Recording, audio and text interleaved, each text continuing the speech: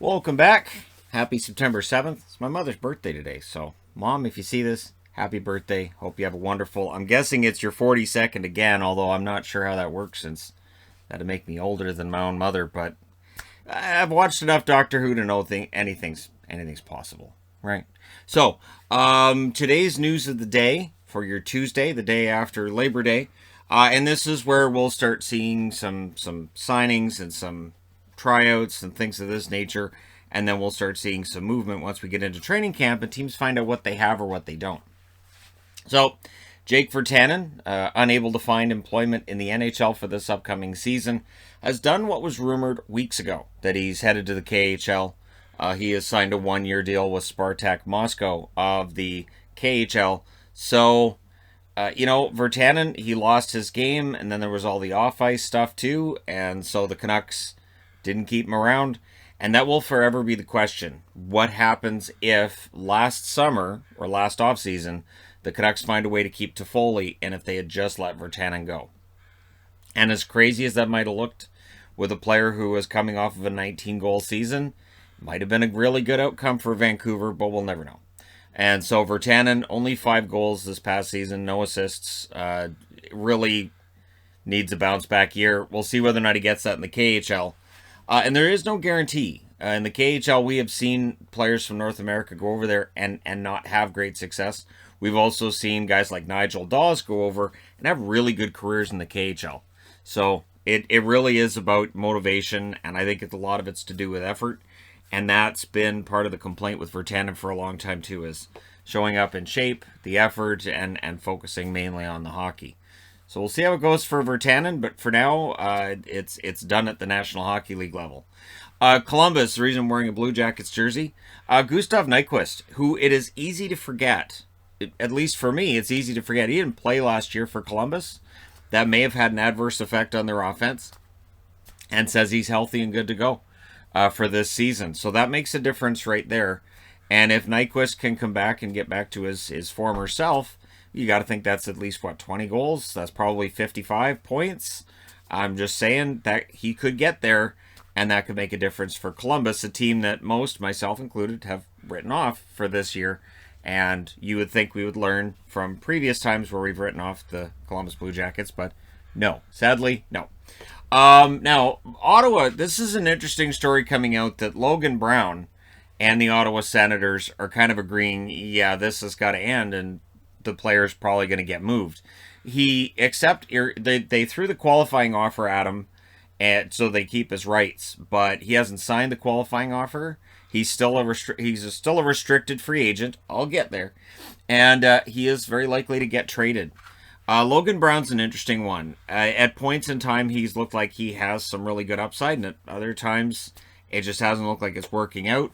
But a change of scenery could make a huge difference. So for a team looking for some depth down the middle, Logan Brown might be a decent pickup, and there could still be some upside there. We'll see. We'll see how that turns out. But for Ottawa, he is on the block. And it's interesting because this has been a talking point for it. It feels like it was 2 years ago that when he got cut by the team that his agent got mad, and there was all these rumors about whether or not he might have been mad that he got sent down to the AHL. But, here we are a couple seasons later. Pretty sure that was a couple of seasons ago. And we're still in this same spot where Logan Brown and the Ottawa Senators aren't quite seeing eye to eye on what the plan is. Speaking of the plan, the Montreal Canadiens will not be naming another captain while Shea Weber is out. And that makes some sense. Now, if Weber's never coming back, then they should at least be thinking about who the next captain's going to be, which that was one of the rumors at the time, was he may have played his last game in the Stanley Cup final. So he might be done. But if he's going to come back, then it makes sense not to name another captain. But as Vegas proved over their first few years in the NHL, captains can be overrated, right? So it makes some sense to me for Montreal not to name a new captain, especially when Weber's still on the payroll. He's still there. And so maybe he'll have some other role with the team that doesn't involve being on the ice. And we'll see how it all turns out. So no new captain for Montreal this year. The National Women's Hockey League is changing its name, has changed its name today to the Premier Hockey Federation. You'll notice women is no longer in the title. PHF sounds cool. I mean it's fine. I will say it's different, right? NWHL is just NHL with the W in here. And so, yeah, they're going into their 7th year. There's been the debates about how much money they can make and how much money the women are making. And of course, there's the women's union that's also been at odds with the vision of what is now the PHF. But hopefully that all gets straightened out. There's been a lot of talk about trying to get those union members back into the fold and trying to make the whole thing work. So yeah, I know during the gold medal game, there was a discussion at one point about how women should have their own league that's more competitive, and I saw a lot of tweets right after or during the game that said the NWHL exists.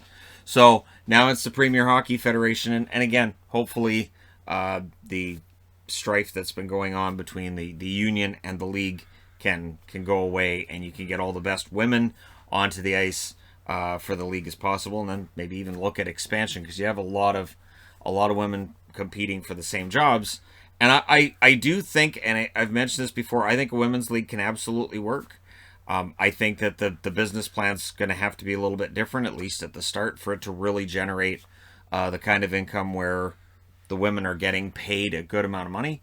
But the effort is still there, and the league's still there. And there was some debate not that long ago about whether or not the league was going to continue much further, but it's still here. So best of luck to them and to the ladies who are trying to raise the sports stature. And I really think that having the championship in August made a lot of sense.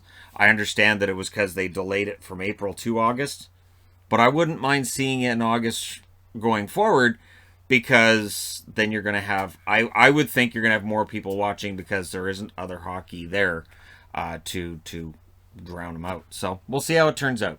Let me know your thoughts in the comment section below as always. Don't forget to hit like and subscribe if you're browsing your way through. You just happened upon this video. Thank you guys so much for watching, for all your support. I will talk to you again soon.